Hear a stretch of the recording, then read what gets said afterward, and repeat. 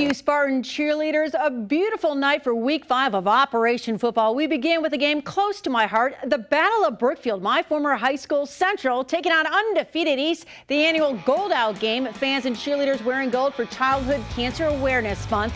Spartans get on board first. Quarterback Matthew Schmeida. Airs went out to Grayson Tabor. And look at him go right by our photographer, Scott Dupuis. A 64-yard touchdown pass.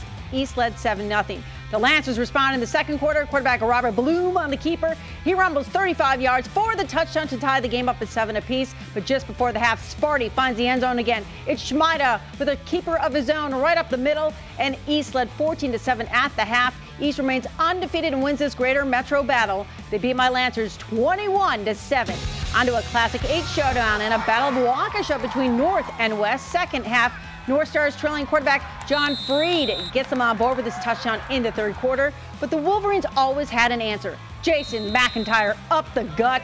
West up 28-6 at that point. North trying for a comeback. Freed, check it out, airs this one out to Jake Eichstad. A beautiful throw and catch for the touchdown. Doing their best Rogers to Adams look right there. But in the end, West wins this Waukesha battle 28-20.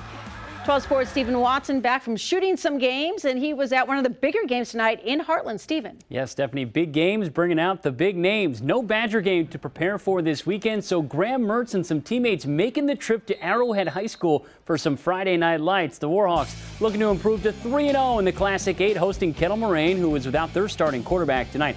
Arrowhead leading the conference in scoring. Zach Meinert, responsible for the only points in the first half, weaving his way into the end zone for the score. The Lasers trying to get tricky late in the half. Fake field goal.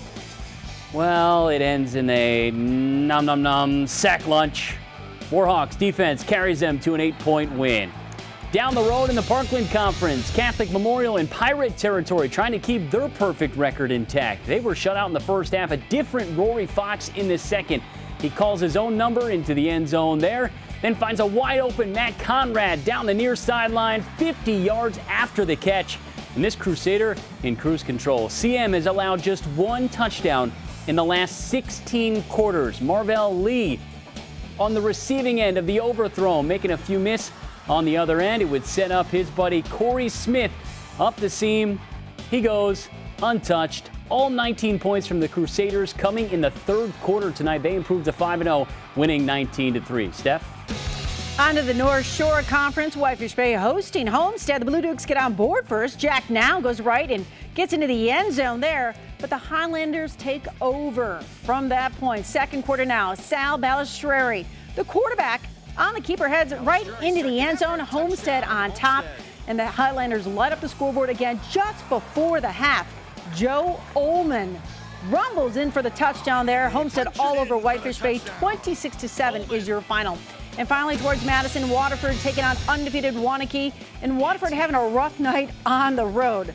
The Warriors ran all over them. Waunakee, always a perennial powerhouse in this state. Waterford loses 40-2. But the biggest upset of the night, for the first time since 2017, Muskego loses a game. The Warriors fall to Oconomowoc tonight, 21-14.